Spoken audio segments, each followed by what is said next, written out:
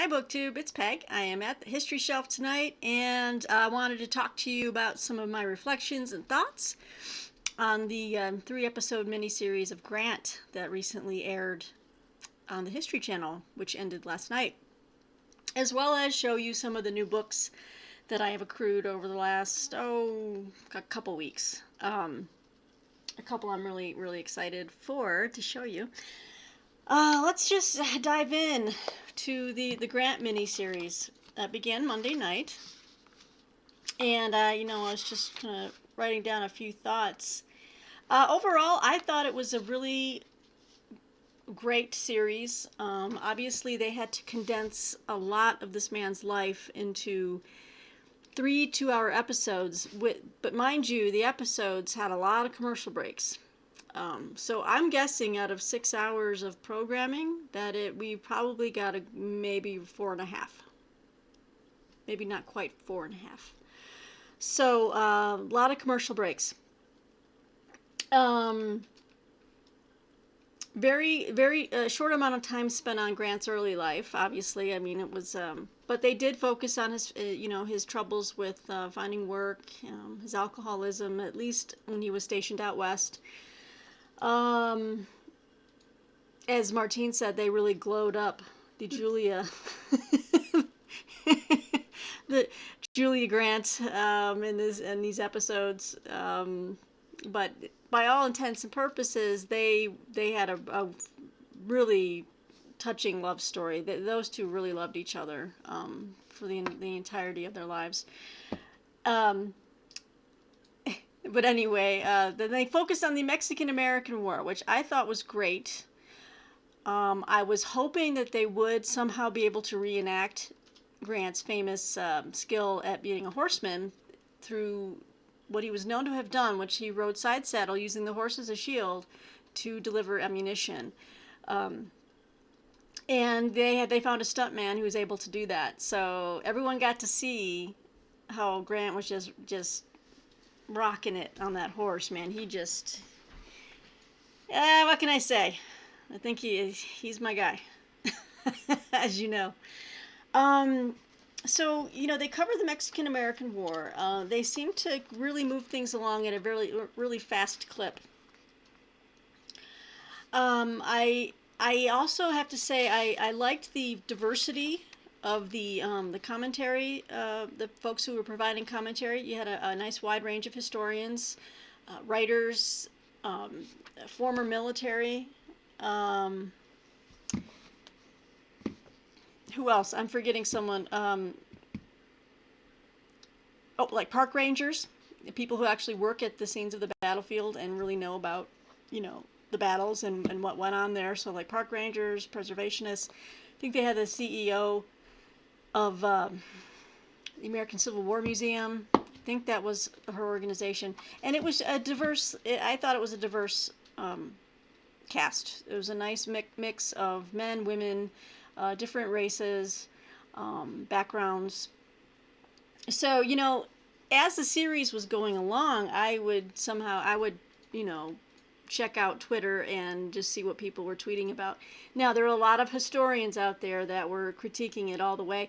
I did find that there was a little bit, there was some nitpicking going on in the Twitter community, in my opinion.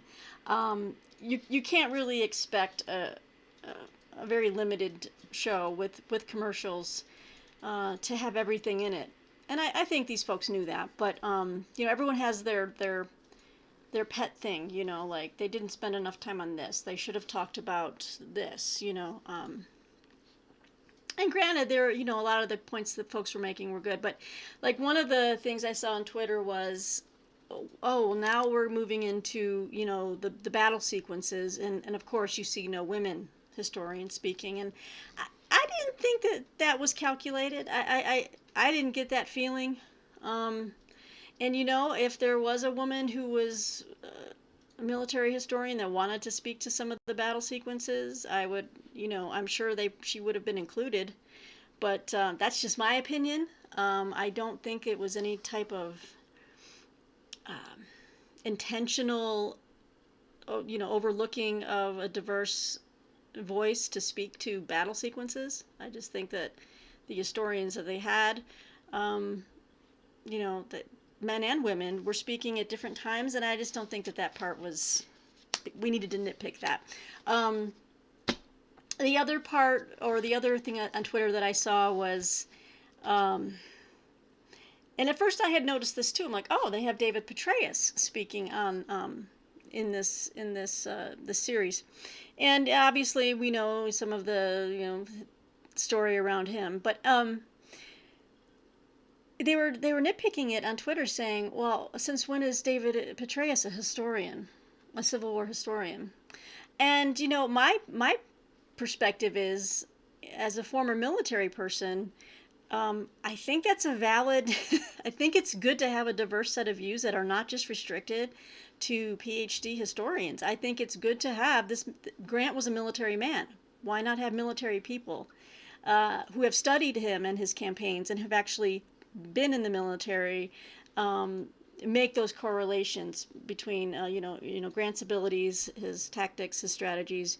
I think they bring a valuable viewpoint to the show. So in that respect, I flat out disagreed with them. I said, well, why not have a retired 3-star general or whatever, who has studied him? And Petraeus spoke very eloquently on the Vicksburg campaign in a very military fashion, as far as, Grant understood the sequencing of these events, he broke it down in a very inside baseball way, that he understood what Grant was trying to accomplish logistically, strategically, and tactically when he crossed the river south of Vicksburg, moved east, and then moved back west. So, I think it was very important to have ex-military folks. They also had a Marine. Oh, what was his name?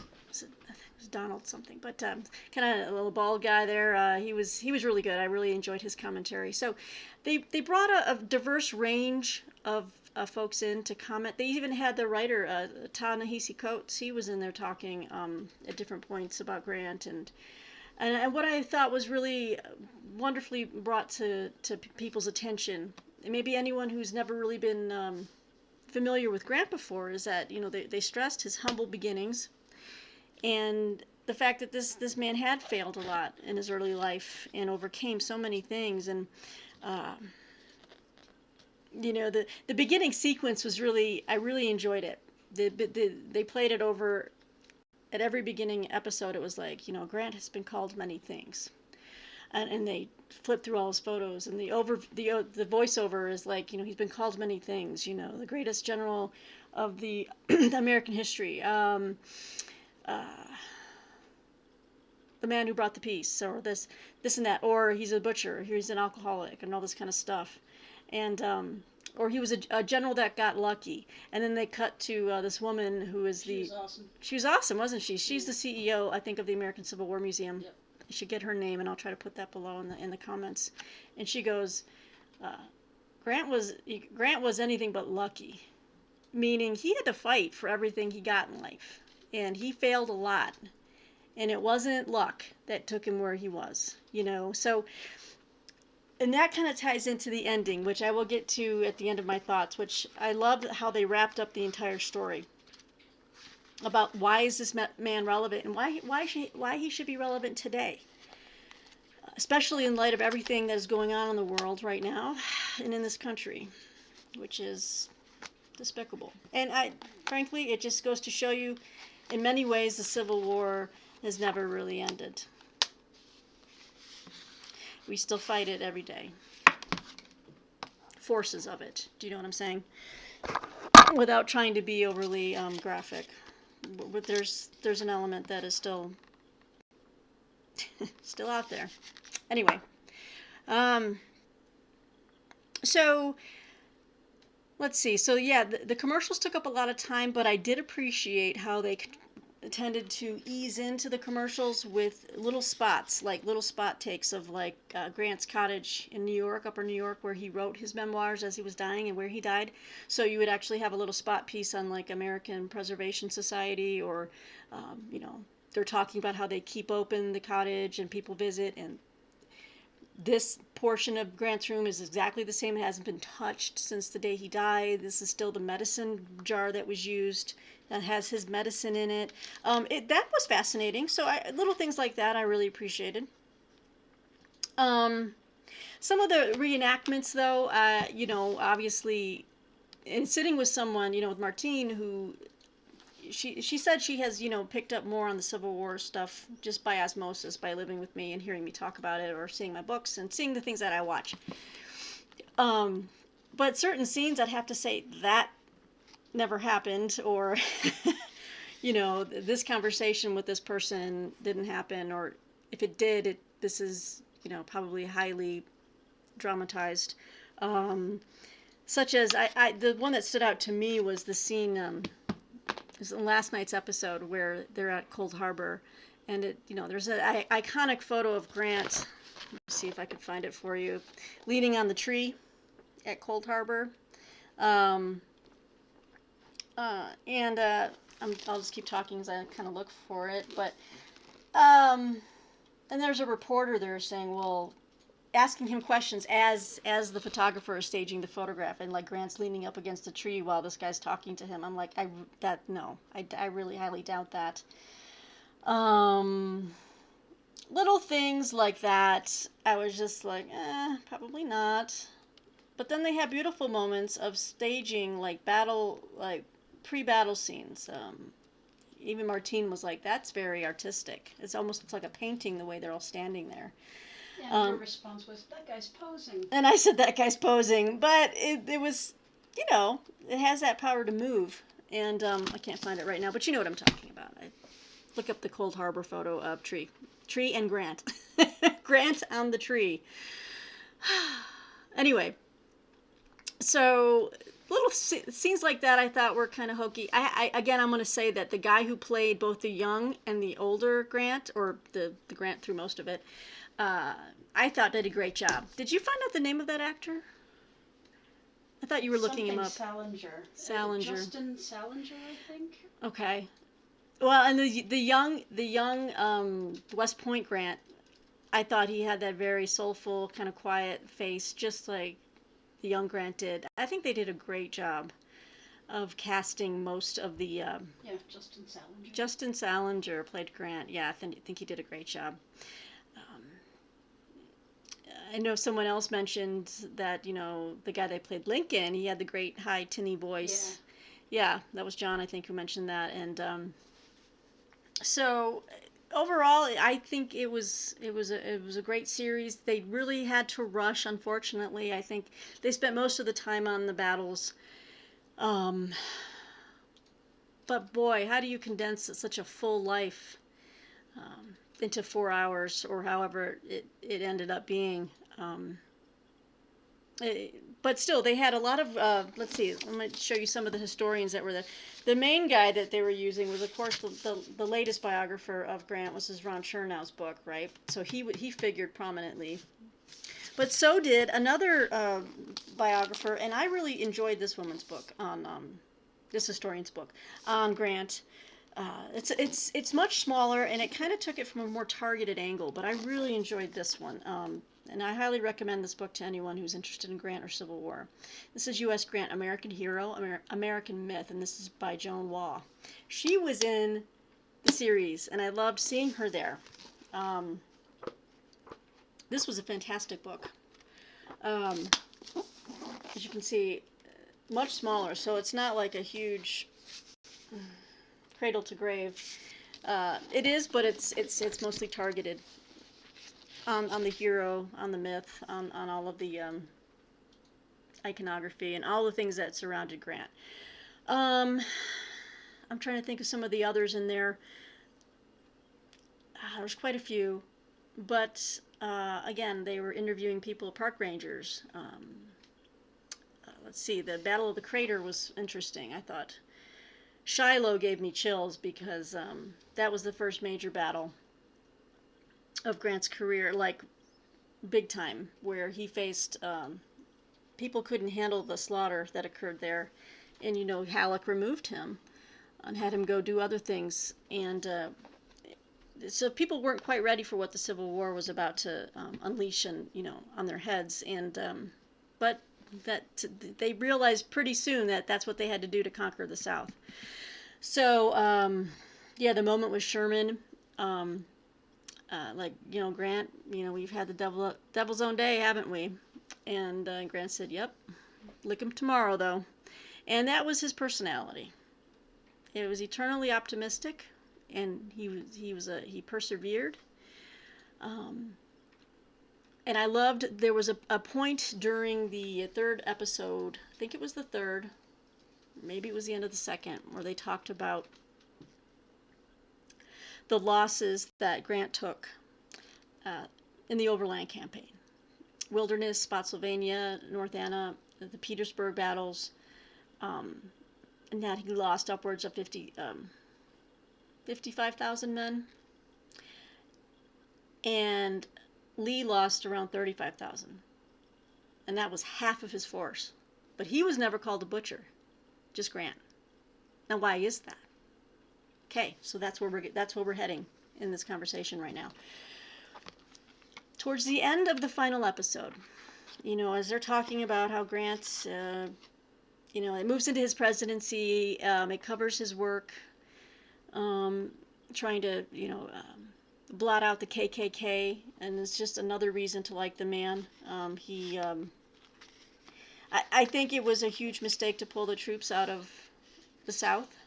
Obviously, it turned it over to the white supremacist Democrats who were looking to exclude and just terrorize African Americans who were just trying to become citizens and vote and everything else.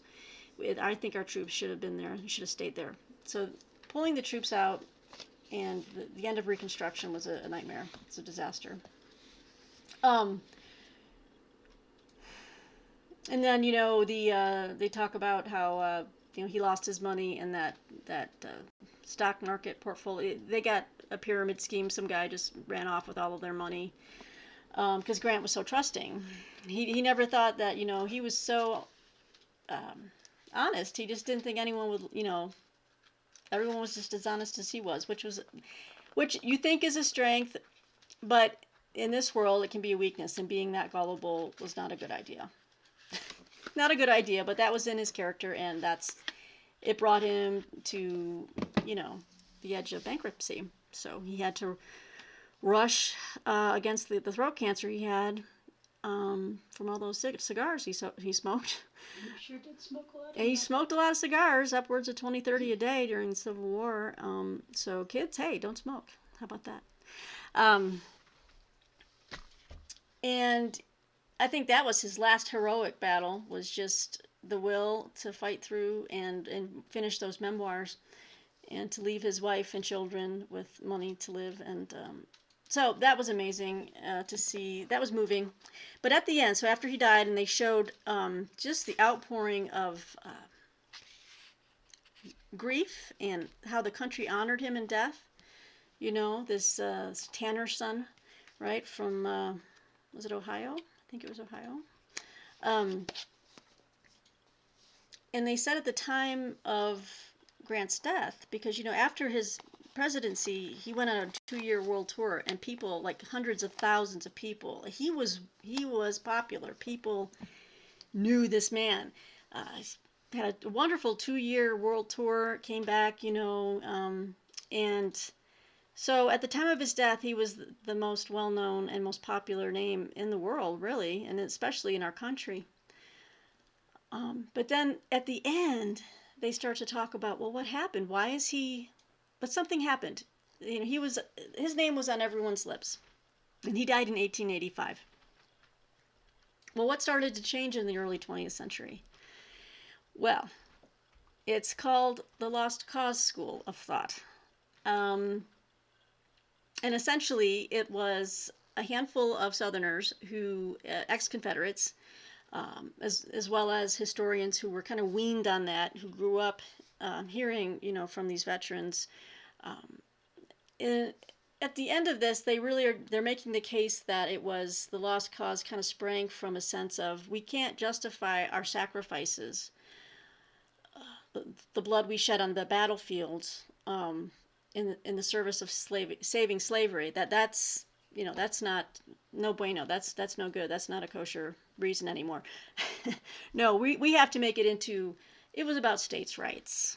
It was about this and that, but it was never about slavery. So there was this whole revisionism, sorry, going on, and a lot of prominent historians had to find a way to turn the tables and elevate Lee at the expense of Grant. And so how they did that was they turned Grant and obviously into these things that they talked about in the beginning. He was a butcher, he was a drunk, all this kind of stuff. And Grant was the real hero. So that happened, and that worked for a very long time. And then Grant receded into the mists of history. His name was dragged through the mud. And just lately, I'd say in the last 10, 20 years, there's been a reemergence of Grant. And even his presidency. People have come out saying it wasn't as bad as everyone said it was. In fact, he did a lot of good things, and especially in the service of African Americans and civil rights. And so people started looking at him again. That's why you've been seeing a huge spate of biographies coming out in the last 10, 15 years. And before Chernow's book, we've got Ronald White's book. Ronald White's biography came out a year before Chernow's. And I have it right up here behind me. It's called American Ulysses. So it's almost like been a new cottage industry talking about Grant. And I heartily applaud it. And what this miniseries did was bring to a broader reach of the populace who maybe don't spend a lot of time reading history or looking up the Civil War, but hear the names, right, and just apply to it some type of caricature or stereotype. But if they took the time to just hang out and watch this series, they learned so much about this man and the war that I hope will open up doors of curiosity for folks, and they will continue to read and explore, because it's such a rich, turbulent time in our history. And as you can see, the things that Grant and Frederick Douglass and everyone back then were struggling to establish in this country, which was equal rights for everybody. You still have elements of people in authority abusing their authority, and over and over again. And it just takes you back. It makes you just think about these times. If you've read about them, it's like the terrorism hasn't really ended. It's much rarer, we hope.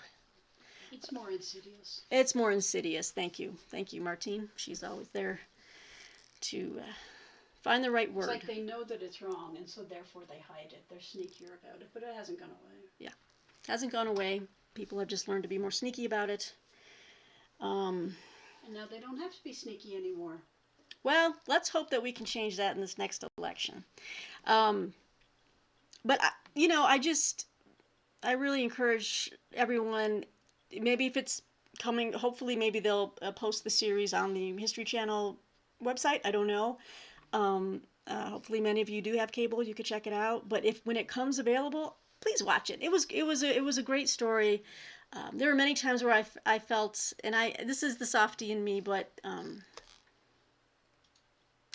I felt verklempt. I got a little emotional at times. I don't know. It's very personal with me. Oh, my light's going, flashing on back and forth. It's Grant. He's like, I'm here with you. It's flickering. Grant represents to me what I think is the best about America. He was humble.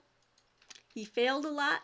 He wasn't this gleaming vision in sashes and swords, and he was quiet. He loved his family. He loved his wife. He was gracious in victory as well as in defeat. He believed. I think the other moment in the book that I really enjoyed is that, he married Julia, and Julia's family was a slave owning family. And when he came back from California and he started up his own farm with money from Julia's father, Hardscrabble, Julia's father gave him a slave to work with him or to work for him. And he did have a slave, but he didn't have him for very long. And when he did, he was out working in the field along with him. And then he just said, you know what, I'm signing this guy, this man's release, and he's a free man. And he believed in equal rights. He believed in what the damn Declaration of Independence had said, whereas so many in the South didn't, and chose rather to be traitors and to leave the country and to uphold their peculiar institution of horror. So anyway, I'm sorry. I know there might be some people out there I offend with this, but these are my feelings, and I think Grant embodies the best of what America is, was, or should be. All three. Okay, so those are my thoughts on Grant, and that's why I will always look up to and always look up to him as a model for not only how to live your life, with humility, but to be generous and kind to others and to stand for what's right. Okay, I could keep going on. But anyway, so I have some new books here as well. That was a 26-minute discursion. Is that a word? Discursive? Discursion. How about disquisition? Discourse. Or a discourse. Let me grab a sip of my Pepsi Zero here. I like the guy who played Lincoln too. Yeah, the guy who played Lincoln. He was great. Is really good. Boy, I hope you guys can watch it. If you have, please, I want to hear your comments. I want to hear your thoughts below. Tell me what you think they got right, what they should have spent more time on. You know what? I know I'll still have more thoughts that pop up after this, and I'll be like, oh yeah, I should have said that. But anyway, let me show you some of the books that I've recently acquired. I'll try to give a quick rundown on why I got them. Probably just because I've been feeling like I need to read this book. All right, so this is fiction. This is a classic. Oh, I know what it was. I was reading a book review of for the selected letters of Ralph Ellison, and I want to read. I think I've said this before. I love collections of letters, whether by writers, historians, whatnot. I love reading collections of letters, and people are giving the selected letters of Ralph Ellison rave reviews. So I've added it to my cart, but I'm waiting for a price drop because right now it's like $35. That's a lot, but it's a huge book. As many of you know, Ralph Ellison wrote Invisible Man, which I have never read, and I feel appalled that I have not. So I picked up for $12 this beautiful modern library edition. I think this is like the original cover, so it's kind of, I think this was the one they put out in the 60s. This is Invisible Man, a novel by Ralph Ellison, and we've got preface by Charles Johnson. Oops, there's Ralph Ellison right there. So it's kind of a smaller book. You can see by like size-wise, like as a comparison, it's kind of like almost like a pocket-sized book, But he was known that, Ralph Ellison, this was his only published novel. And they say that the great tragedy was he never got a second one out. Now, I did some research after I got this, and but he wrote a lot of essays, so they collected his essays together, and I think the one working on his estate, and it might be this guy, or someone else, they might have, or they may have already printed this. He had most of his second novel together, I believe. But anyway, I'm intrigued to read this one, and I still want to get the selected letters of Ralph Ellison. So that's one I picked up. Also, I picked this one up. I had this packed away somewhere, but I decided to get a paperback copy because I thought it might have an updated something or another. So PBS had a documentary on on Clarence Thomas and how he grew up and how important his grandfather was in his life, his dealings with racism, and then everything that went on during the Supreme Court confirmation hearings, as we all know. They're very controversial. I'm not here to start any arguments or. And I'm not saying anything. And Martine's not saying anything. I can't. Because she can't. I didn't say that she couldn't. I think she's. Oh, I think it would be bad if I did. She's self-censoring. Hugely. Hugely. Well, we might I think this is one where we would definitely just disagree. Yeah. Because I happen to think this man is let's just say people have different politics, but what he went through as a black man, going to school, being poor, going to school, fighting racism, it's still there. I don't care what your politics are. So I picked up My Grandfather's Son, a memoir by Clarence Thomas. So looking forward to that. Okay. I think his grandfather would smack him. That's what I think. That's all I'm saying. I'm not going to, maybe, rewind. Turn up the volume and then you can hear what she said. Okay. So, I ordered this because I couldn't resist it. I had seen it first on Steve Donahue's channel when he got an advanced copy of it, I think. Or maybe it was the finished.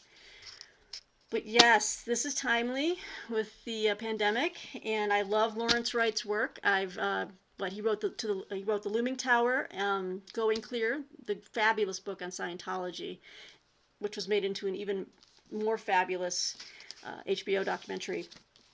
This is his work of fiction, and yeah, the timing is like Scientology. Sorry. That was funny. I'm just going to say that was funny. So this is his new novel, the end of October, and apparently it is just eerily. It's like the guy looked into a crystal ball a year ago when he wrote this. It talks about like basically a coronavirus that goes global, and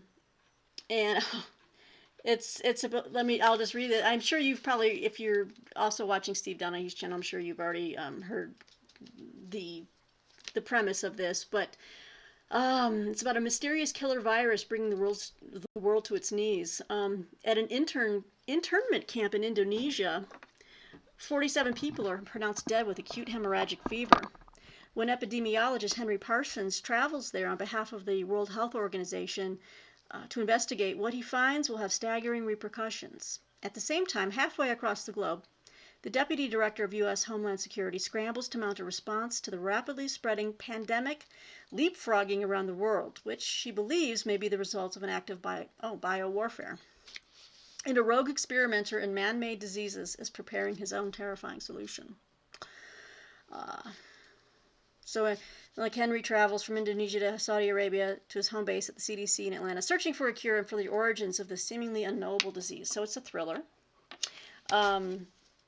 And as I said, I love Lawrence Wright's nonfiction and journalism work, so I think this is going to be a stellar, non-put-downable read. I hope that ends up on a blurb someday. A stellar, non-put-downable read. Like non-put-downable. I make up words. Yeah, I like it. Non-put-downable. Yeah. Quote me. So I'm hoping to start this in the next couple weeks. I have a massive novel to finish, The Eighth Life. I'm getting there. 200 more pages or so. 250 more pages. And then I have another one, and then I'll be done with those, and then I really would like to start this one. Because you know what? I need a thriller right now. I've been reading some heavy stuff.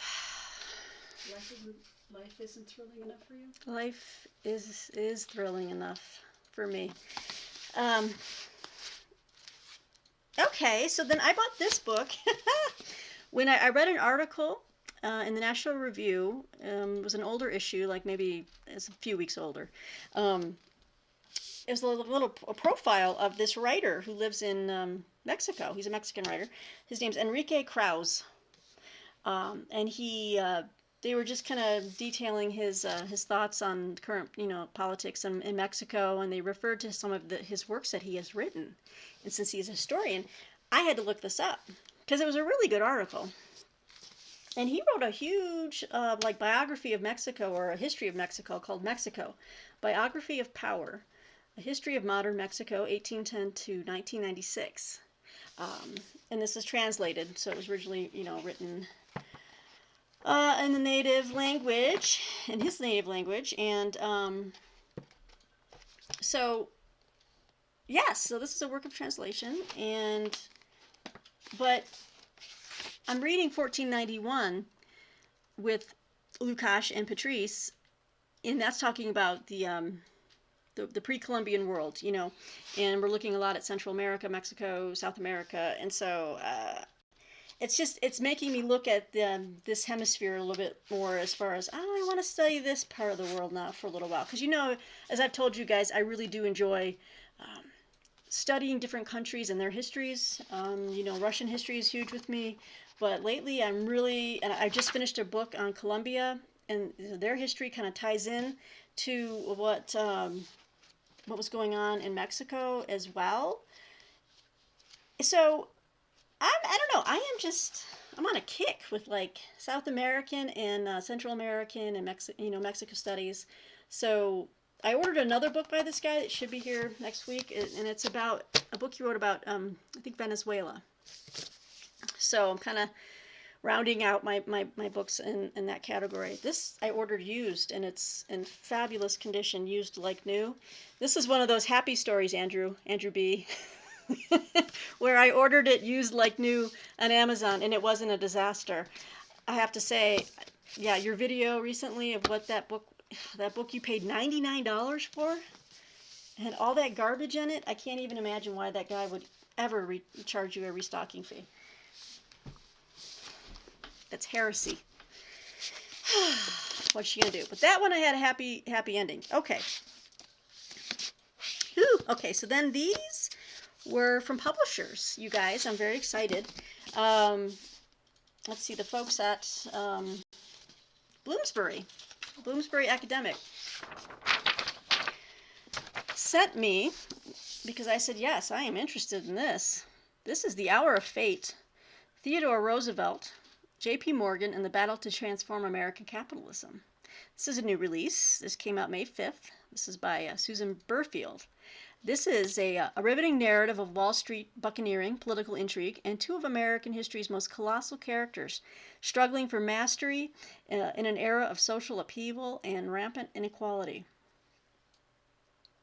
It seemed like no force in the world could slow J.P. Morgan's drive to power. In the summer of 1901, the financier was assembling his next mega deal, Northern Securities, an enterprise that would affirm his dominance in America's most important industry, the railroads. Then, a bullet from an anarchist's gun put an end to the business-friendly presidency of William McKinley. A new chief executive bounded into office, Theodore Roosevelt. He was convinced that as big business got bigger, the government had to check the influence of the wealthiest, or the country would inch ever closer to collapse. By March 1902, battle lines were drawn. The government sued Northern Securities for antitrust violations. But as the case ramped up, the coal miners' union went on strike, and the anthracite pits that fueled Morgan's trains and heated the homes of Roosevelt's citizens went silent.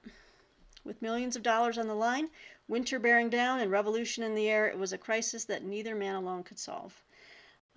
So this book is the gripping story of a banker and a president thrown together in the crucible of national emergency, even as they fought in court. It says the outcome of the strike and the case would change the course of our history. Today, as the country again asks whether saving democracy means taming capital, the lessons of Roosevelt and Morgan's time are more urgent than ever. So I'm going to enjoy reading this. I can think of another booktuber who would probably have something to say on this book right here. You know who you are. Okay, so that's from Bloomsbury. Looking forward to that. Thank you. And this is a book from Princeton Press. It's a little book, but it's right up my alley. I love reading about the Middle East, and all things. In this case, it's the Arab Winter, not the Arab Spring. The Arab Winter, A Tragedy by Noah Feldman. And that's put out by Princeton. So this book is about, this should be a quick read, so I can do a good do a read through and give you guys a rundown. It's about 160 pages. It says here why the conventional wisdom about the Arab Spring is wrong. The Arab Spring promised to end dictatorship and bring self-government to people across the Middle East. Yet everywhere except Tunisia, it led to either renewed dictatorship, civil war, extremist terror, or all three. In The Arab Winter, Noah Feldman argues that the Arab Spring was nevertheless not an unmitigated failure, much less an inevitable one. Rather, it was a noble, tragic series of events in which, for the first time in recent Middle Eastern history, Arabic-speaking peoples took free collective political action as they sought to achieve self-determination. Okay. I'm going to skip through some of this here. It says, above all, the Arab Winter shows that we must not let the tragic outcome of the Arab Spring disguise its inherent human worth.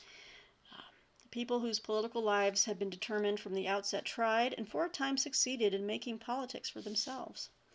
That this did not result in constitutional democracy or a better life for most of those affected doesn't mean the effort didn't matter.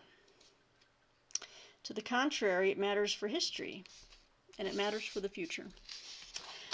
So, I do believe it matters, but I would like to know how it matters for those people who did suffer. Are their lives any better? I would really hope, but I'm intrigued to read this. Yeah, more thoughts on that coming soon. Okay, so I got two more real quick. Wow, 41-minute video, you guys. See, you get me talking about Grant, and it just takes up 3/4 of the video. Okay, so this last one just came today, actually. It came in today's mail. This is from Harvard. I didn't get a pub sheet or anything. They just dropped it in the mail, and I was like, oh, thank you. I never asked for it, but it looks really good. This is called On Not Being Someone Else, Tales of Our Unled Lives by Andrew H. Miller. So I will read the description. It's a small little book put out by Harvard University Press. Here's the author. Hang on a second. That's Andrew H. Miller. All right. I love the cover. I saw that and I was like, you can't get the full sense of the coloring on this, but when I looked at it, it almost looked like 3D. It was kind of crazy.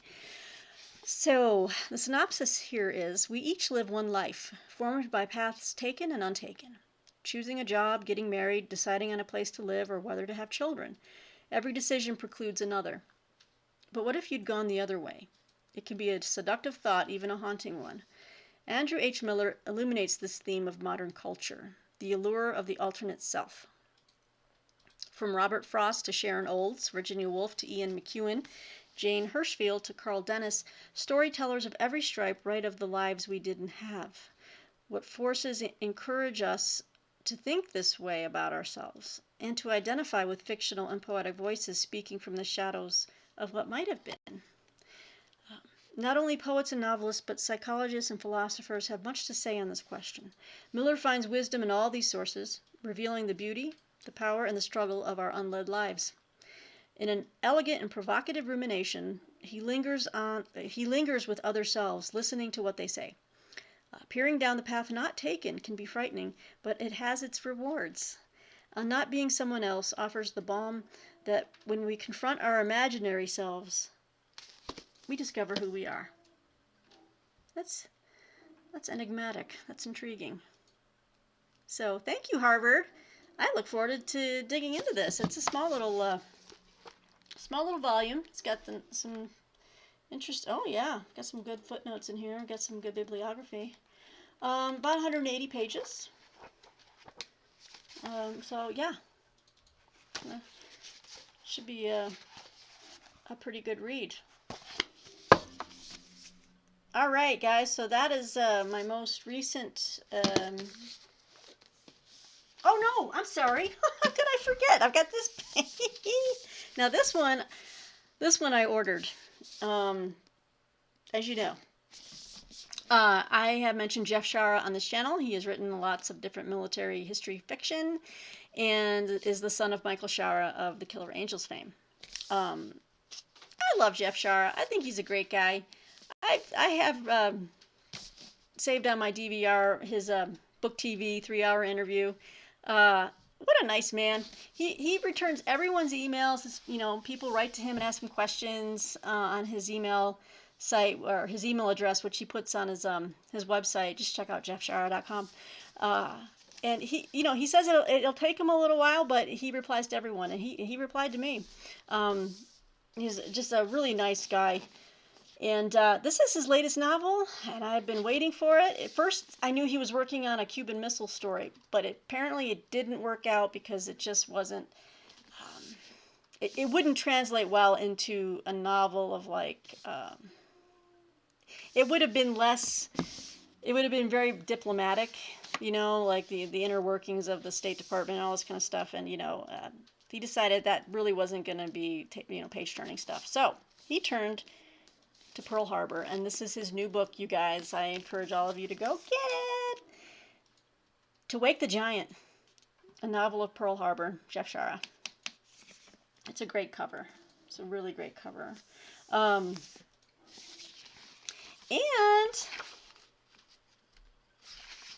he autographed it. Look at that. I love it. Thank you, Jeff. But I did buy this book, so and I bought it from his website. I think it was. Well, it's available on Amazon, obviously, but he also sells books from his website, and I just wanted to support the man, and I love his work. I loved his book on the Korean War, the Battle of Chosin Reservoir. The Frozen Hours was fabulous, so I have that one in hardcover. That was the last book I've read by him. That was his most recent book. Now it's this one, brand new. So, Jeff Shara, Pearl Harbor. This is going to be good. I could read the whole synopsis here, but he's going to have a mixture of historical people along with fictional characters. So that's how he does it. And no Ben Affleck. And no Ben Affleck. Thank God. Oh. Can't stand that guy. Okay, so. Those are my books. That's my my wrap up. Wow, we're moving into the 48-minute range. I know some people would like it to go an hour. I don't know why. Maybe you just like having me ramble as you do your laundry in the background. But anyway, let me know what you think of these books. Let me know what you think of Grant. What's on your mind?